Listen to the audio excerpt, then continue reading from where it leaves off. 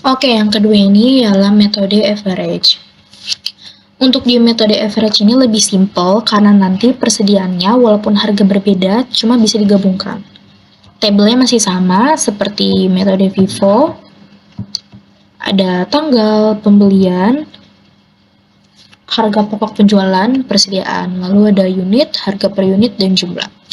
Langsung saja kita ke soal pertama.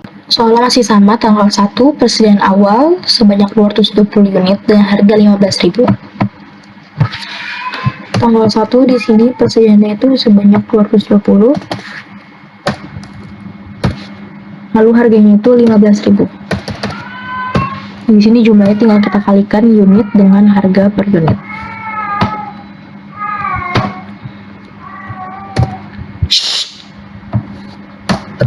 Ke tanggal 1, persediaannya itu sebanyak 220 dengan harga 15.000 dan jumlah 3.300.000. Lalu ke tanggal 3 yaitu melakukan penjualan sebanyak 170 unit. Di sini tanggal 3 dijual 170. Harganya kita pakai di kolom persediaan ini yang harga per unit sebanyak 15.000.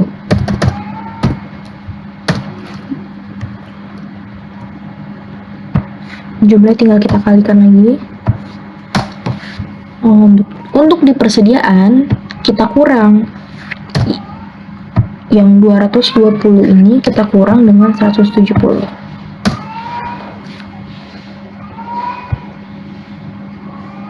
Harganya masih sama 15.000.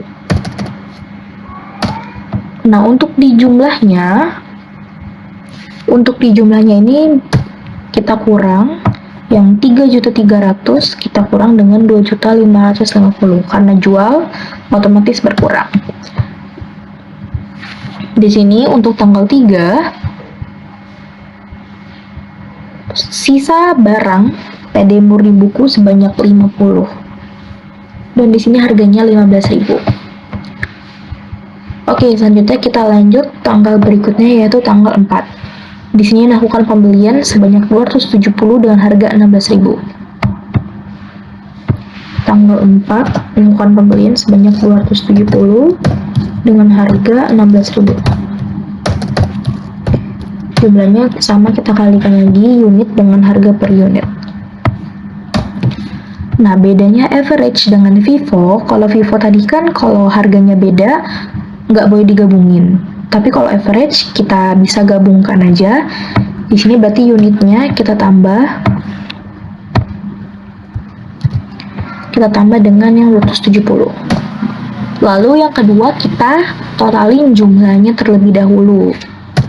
Berarti di sini 750 kita tambah dengan 4.320. Nah, untuk mencari harga per unitnya kita pakai dengan rumus jumlah dibagi unit. Jadi di sini jumlahnya itu yang 5.070.000 kita bagi dengan 320.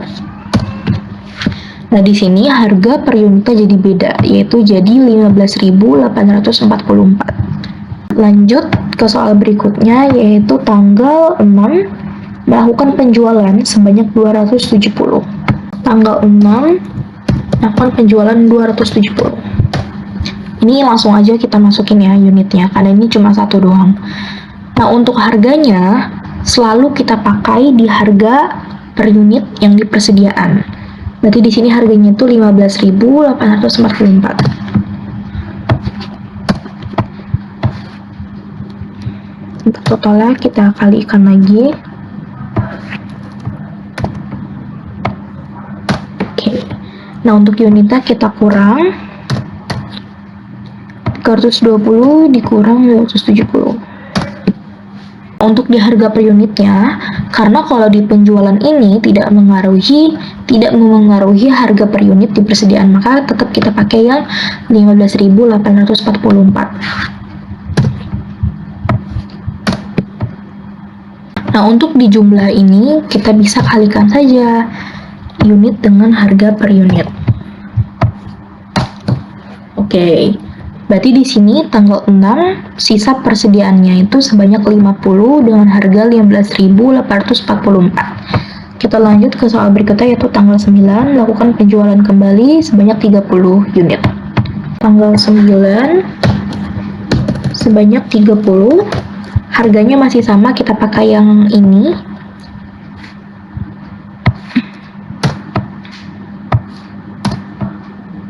Untuk kita kalikan saja unit dengan harga per unit. Seperti tadi, karena menjual berarti barangnya berkurang.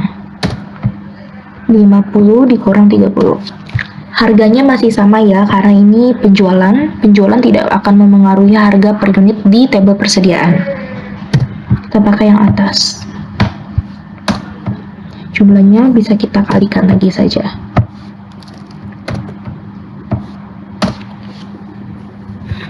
Oke, selanjutnya tanggal 13 membeli sebanyak 270 dengan harga 16.500. Tanggal 13 membeli sebanyak 270 dengan harga 16.500. Jumlahnya kita kalikan lagi, unit dengan harga per unit. Nah, karena ini harganya beda, caranya yang pertama, unitnya kita tambahkan terlebih dahulu, karena membeli otomatis barangnya bertambah. 20 ditambah 270. Lalu kita hitung jumlahnya terlebih dahulu. 316.875 kita tambah dengan 4.455.000. Nah, untuk harga per unitnya tinggal kita bagi antara jumlah dengan unit. Jumlah kita bagi dengan unit. Nah, sekarang harganya beda. Harganya jadi 16.455 perak atau lipat 16.455 rupiah. Kita lanjut ke soal berikutnya, yaitu tanggal 15. Di sini melakukan pembelian lagi nih. Harganya beda lagi, 17.000 sebanyak 470. Tanggal 15 beli 470, harganya 17.000. Oke, untuk di persediaannya sama seperti tadi. Yang pertama, unitnya kita tambah dulu. Lalu jumlahnya kita tambah.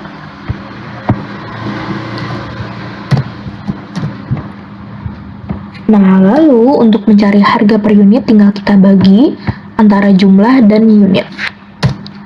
Nah, sekarang harga per unitnya berubah menjadi 16.792 rupiah dengan unit sebanyak 760.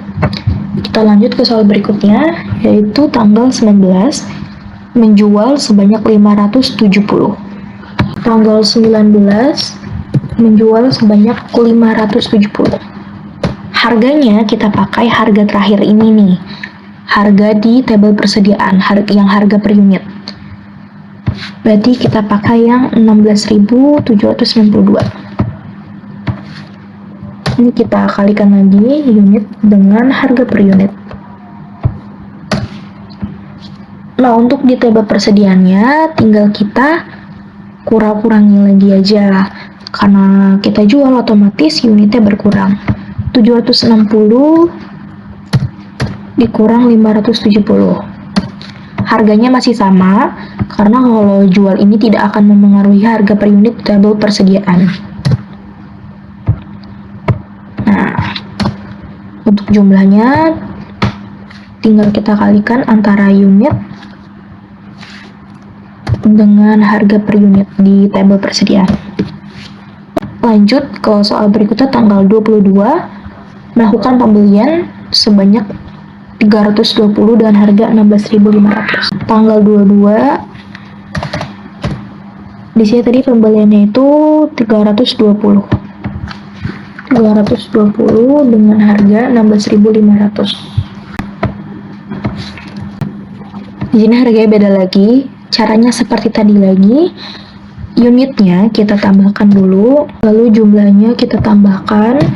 Nah, harga per unitnya ini tinggal kita bagi antara jumlah dengan unit. Kita lanjut ke tanggal 27, yaitu melakukan penjualan sebanyak 270. Tanggal 27 melakukan penjualan sebanyak 270. Harganya kita pakai harga yang ini ya, yang harga terakhir. Lalu karena kita jual, otomatis unitnya berkurang. Ini unitnya kita kurangi lagi. Harganya masih sama. Untuk jumlahnya tinggal kita kalikan aja. Nah, untuk soal berikutnya, tanggal 29 dan 30, caranya sama seperti tanggal 27 dan tanggal-tanggal sebelumnya.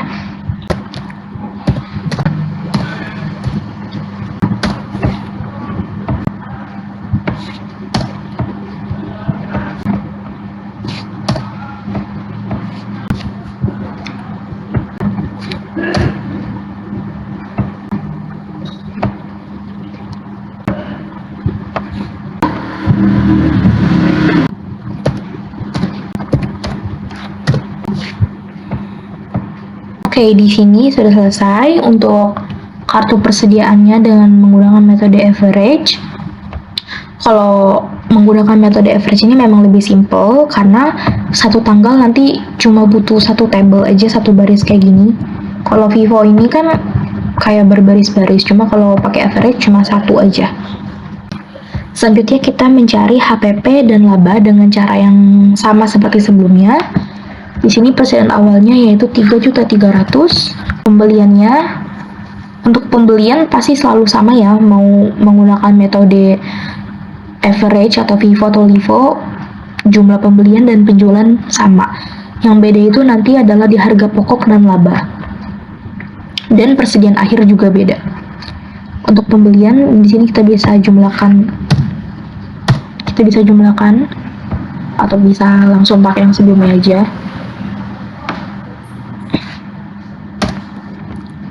Pembeliannya di sini sebanyak 22.045.000. Lalu antara persediaan awal dengan pembelian kita tambah dan menjadi barang tersedia untuk dijual. Lalu persediaan akhir kita masukin yang terakhir ini sebanyak 166.088 rupiah.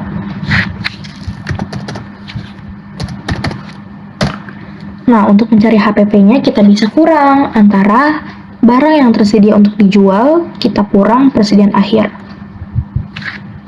Sama dengan 25.345.000 kita kurang dengan 166.088 rupiah. Nah, di sini HPP-nya ini sebanyak 25.178.512 rupiah. Di sini kita bisa bandingkan atau kita bisa samakan karena ini jumlahnya sama ya. Nah, HPP di sini dengan HPP di sini sama.